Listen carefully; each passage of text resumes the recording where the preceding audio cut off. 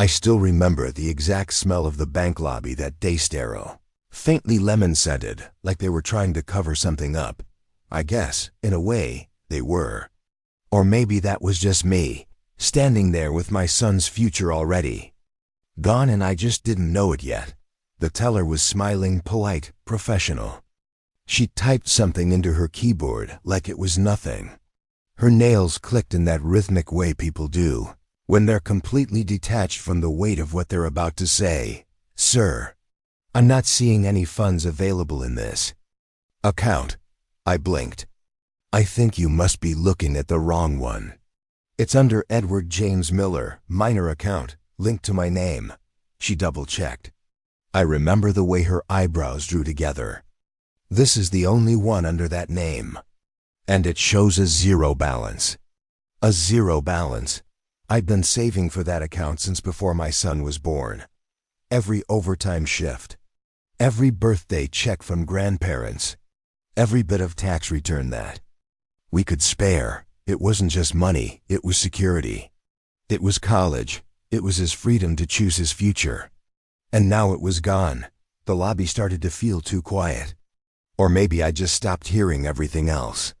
My hands were still. Too still. I remember thinking that. Like they weren't mine. I'm sorry, she said again. But she wasn't. Not really. Not in the way that mattered. When I got back in the car, I didn't turn the key right away. I just sat there, gripping the steering wheel like it might hold me together. My son was 12. Barely starting to talk about colleges, about dreams. He loved airplanes. Not the kind of love kids grow out of, the kind that made him memorize every model by heart. We even went to air shows together. He said he wanted to be an aerospace engineer. That account was supposed to make sure he could. I called her my wife. I tried to keep my voice steady. She didn't answer. I tried again. Finally she picked up. Hey, she said, a little distracted. What's up? Where's the college fund? She paused. Just long enough. I needed to take care of some things. I didn't speak. Not for a long second. You what? I was going to tell you, she said, quickly now. It was just ... some stuff came up. It was important. Important? I almost laughed, but it wasn't funny. You emptied the entire account. There was a long silence. I'm sorry, she said. I didn't know what else to do. It was either that or what, exactly? I'll explain when you get home, she said. Please, let's not do this over the phone. But I already knew something was wrong. Deeper than I wanted to admit. I just hadn't been willing to look at the signs. And now? Now I couldn't. Stop seeing them. How she'd been distant lately, brushing me off with tired smiles and half-hearted kisses. How the mail started to disappear before I saw it. How she suddenly had new friends and late-night calls she always took outside. How she stopped asking me about work, about anything. But this was more than a rough patch. This was betrayal, and the worst part? I had no idea where the money had gone, but I was about to find out, and what I would uncover would change everything. We met at UCLA. She was in sociology, I was in civil engineering. I remember the way she used to scribble in the margins of her textbooks, little thoughts, questions, lyrics.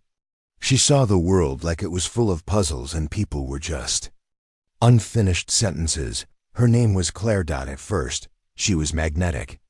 Not in the way that pulls crowds, more like a quiet orbit you don't realize you're falling into until you're already spinning around it. She had a gentleness about her. But underneath, there was steel. She always said she wanted to build something meaningful. I thought she meant with me. We got married young. Moved out to Arizona, where my firm was expanding. Bought a small house just outside Phoenix with a dusty yard and a sagging fence. I built the fence myself that summer with my son Eddie, barely a toddler, watching from a blanket under the shade. He used to clap every time I hammered in a nail. Money was tight those first few years, but we managed. I took extra shifts. Claire started working part-time at a local nonprofit that supported women re-entering the workforce after domestic abuse. She came home with stories that made her eyes glassy and her voice hard. She said the world could be cruel, and if she ever had a daughter, she'd raise her to never need a man. I didn't mind. I respected it. When Eddie was 5, I opened the fund. We didn't have much, just $200 to start, but it was a beginning. Every birthday, every bonus, a bit more. I tracked it like a sacred ritual. It wasn't just about college, it was about legacy. About giving him a life with choices. Claire said she believed in that too. Until she did and single quotes. I think back now too. All the things I ignored. The nights she'd stay out later than usual and come home with a perfume I didn't recognize. The sudden interest in self-help podcasts about financial independence and new chapters. How she stopped wearing her wedding ring, said it made her finger itch. I asked her once if she was happy. She said, "Happiness is a dangerous standard. I'm doing what I have to do." It didn't make sense then. It does now. That night after the bank, I came home early. Eddie was at a sleepover, thank God. The house smelled like warm fabric softener and lemon-scented. Floor cleaner. Claire always cleaned when she was nervous. She was sitting on the couch, her hands in her lap, like a student about to be disciplined. "I'm not proud of it," she said before I even sat down. But I didn't have a choice. I didn't speak. I let the silence drag out until it made her squirm. "What did you spend it on?" I asked finally. She looked away. "Debt? What kind of debt?" "Just things I didn't tell you. About credit cards. A loan I took out when my sister was sick. It piled up. I was going to pay it back. With what? Hope?" She flinched. That part of me that still loved her winced too. But I was tired of pretending this was a misunderstanding. "It wasn't," she continued, voice barely a whisper. "You were always so focused on the future. I was drowning in the present." That line, it stuck with me. Like a knife slid under the ribs, not deep enough to kill, but deep enough to make you bleed slow. I wanted to scream. I wanted to punch a wall. But instead, I got up and walked to the other room. Shut the door, I sat in. Eddie's room. His walls were covered in airplane posters and Lego rockets. On his desk, there was a drawing of a shuttle titled NASA 2034, designed by Eddie Miller. And all I could think was, she stole this from him, not from me. From him. I knew then I couldn't just let this go. I needed to know the full story, because something in her eyes hadn't been fear. It had been guilt. And guilt doesn't come from paying off debts. It comes from secrets, and Claire. She was keeping one. That night I didn't sleep. I lay in bed staring at the ceiling, listening to the faint hum of the air conditioner and Claire's occasional restless movements in the next room. We hadn't shared a bed in weeks, but it wasn't official until now. Something had broken, and maybe it had been cracking for longer than I wanted to admit. My mind drifted back to little things. Moments I hadn't questioned then, but now flickered in my memory like quiet warning signs. 2 months ago, Claire asked me if I had access to the college fund online. I told her I'd always handled it in person at the bank, that I didn't trust online portals for something so important. I remembered the way she nodded slowly, like she was disappointed, but not surprised. Like she'd already tried. 3 weeks ago, she bought a new handbag. Not flashy, but not cheap either. Said it was a gift from a friend at work. I didn't ask who. I just shrugged and moved on. Last week, I overheard her on the phone. It was late. I was in the garage, the door slightly cracked. I heard her say, "I did what I had to do. He'll find out eventually, but not from me." At the time, I assumed she was talking about work. Or her sister. Now I wasn't so sure. That morning, I went through the trash, something I never imagined myself doing. But shame fades quickly when you think your son's future has been stolen. At the bottom of the kitchen bin, under coffee grounds and an empty cereal box, I found a torn envelope. Inside, a crumpled piece of paper, wire transfer confirmation. It was dated 3 weeks ago. The amount matched what used to be in the college fund within a few dollars. And the account it was sent to? Not one I recognized. I took a picture. The name on the receiving account was Maya R. Williams. No bank I'd ever dealt with. No relative we were close to. That same day I stopped by my office, told them I needed a few days off. Didn't give details. Didn't have to. I must have looked like hell. My boss put a hand on my shoulder and just nodded. Back at home, I told Claire I needed space. I'd be staying at my brother's for a few days. She didn't fight it. She just stood there in the doorway, arms crossed, eyes unreadable. Her silence was heavier than any argument we'd ever had. I never meant to hurt you, she said as I walked out. I didn't respond. Not because I didn't feel something, but because I wasn't sure what I felt anymore. Betrayal? Yes, but under that, confusion. Doubt. Fear. Fear that this wasn't just about money. Fear that Claire was involved in something I didn't understand. At my brother's place, I pulled out my laptop and started digging. Maya R. Williams. I typed the name into every search engine, every public records database I could find. There were too many results. Too many Mayas, too many possibilities. But I didn't stop. The next night, I got a hit. An address in Tucson. A woman in her 40s. No job listed, but multiple transfers flagged by a watchdog site that tracks fraudulent accounts. I stared at the screen, heart pounding. Why would Claire send that much money to someone flagged for suspicious transfers? I needed more than questions. I needed proof. So I made a plan. One I wasn't proud of. One that would test every boundary I used to believe in. But the truth was slipping through my fingers, and I wasn't about to let it go. I drove to Tucson that Saturday. Didn't tell anyone, not even my brother. Just said I needed air. Packed a bag, filled the tank, and pointed the car south.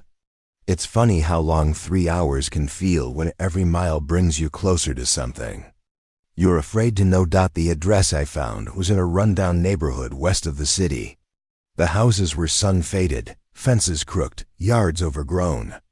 The kind of place where windows are always closed and people keep their heads down. I parked a few blocks away and walked. The house was small, pale blue with a cracked porch and rusted wind chimes swaying in the dry breeze. It didn't look like the end of a marriage. It looked like something forgotten. But the mailbox confirmed it. Maya R. Williams. I didn't knock. I just stood there, staring, trying to picture Claire in this place. Trying to imagine what kind of connection she could possibly have to a woman living like this. A dog barked behind a fence 2 houses down. I turned and walked away. I wasn't here to make a scene. I wasn't even here for confrontation. I was here for clarity. Back at a coffee shop on the edge of town, I pulled out my laptop and connected to the Wi-Fi. A reverse search of Maya's name on forums, private groups, and anything public that might connect her to Claire. Nothing came up directly. No social media. No pictures. But then I tried something different. I searched by the wire transfer routing number. That's when I found it. A thread on a private watchdog forum, anonymous users. Stories of people being scammed through personal loans, fraudulent nonprofits, fake therapy circles. One comment said, if your wife says she's attending a healing women's circle and someone named Maya's involved, run. My blood ran cold. Claire had mentioned something like that a few months ago. She said she was part of a women's group, healing workshops she called them. I thought it was book clubs and meditation.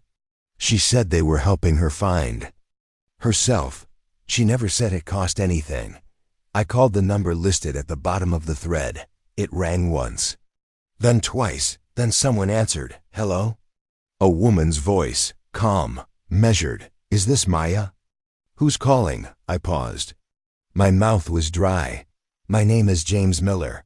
I believe my wife sent you money. There was a long silence. Mr. Miller, I think you have the wrong number.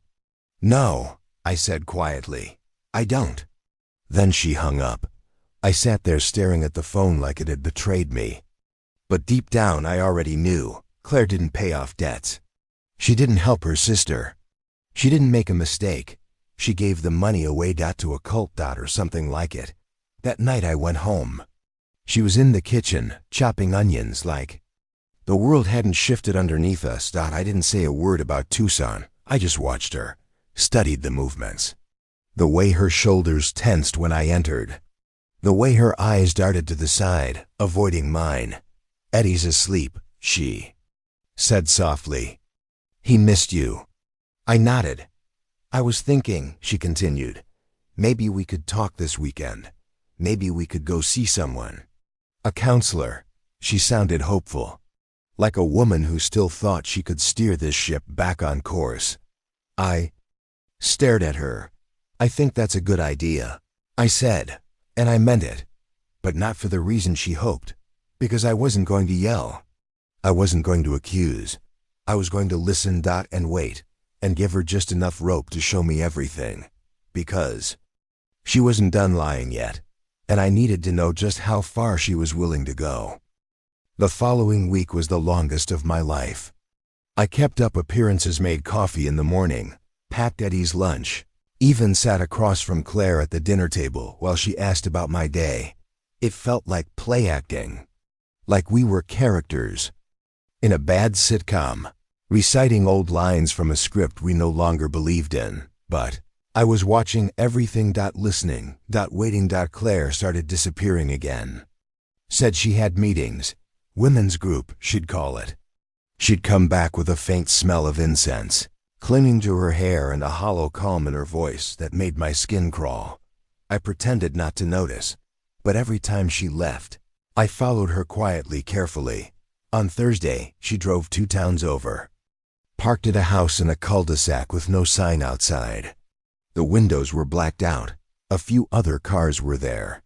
Women stepping out, some in long shawls or flowy skirts, clutching notebooks and water bottles. I waited, took photos, license plates, timestamps. When she came back that night, she was glowing, like a weight had been lifted. She kissed Eddie on the forehead and hummed a tune I didn't recognize while folding laundry. I checked her phone while she showered. There was a hidden folder in her gallery, one of those apps that disguise themselves as calculators. Inside, screenshots of payment confirmations, not just from our account, but from at least 3 others. My stomach turned as I scrolled. She'd been wiring money to Maya for months, but it wasn't just about belief in some group. That would have been bad enough. It was the messages that got me. One, in particular, burned itself into my memory. "He'll never understand. He's too attached to the old world. You said we had to let go of fear, that children only hold us back. I'm ready." I sat there, phone trembling in my hand, heart hammering in my chest. Children hold us back? Let go of fear? I couldn't breathe. It wasn't about money. It was about Eddie. Suddenly, things she'd said months ago clicked in a horrifying way. The questions about boarding schools. The conversation she'd tried to start about freedom and raising children with community instead of control. I thought she was just frustrated, exhausted. But no, this was doctrine. Belief. She had given herself over to something, someone, and she wasn't coming back. The next day, I called a lawyer. I didn't tell Claire. I just smiled. Kissed Eddie goodnight. Told him I loved him more than the stars and the sky. Then after he fell asleep, I opened my laptop and started downloading every piece of evidence I had. I sent it all to the lawyer, and then I wrote Claire a letter, not angry, not bitter. Just one line. "I know everything. I'll protect him, no matter what it takes." I left it on the kitchen counter the next morning, just before she woke up.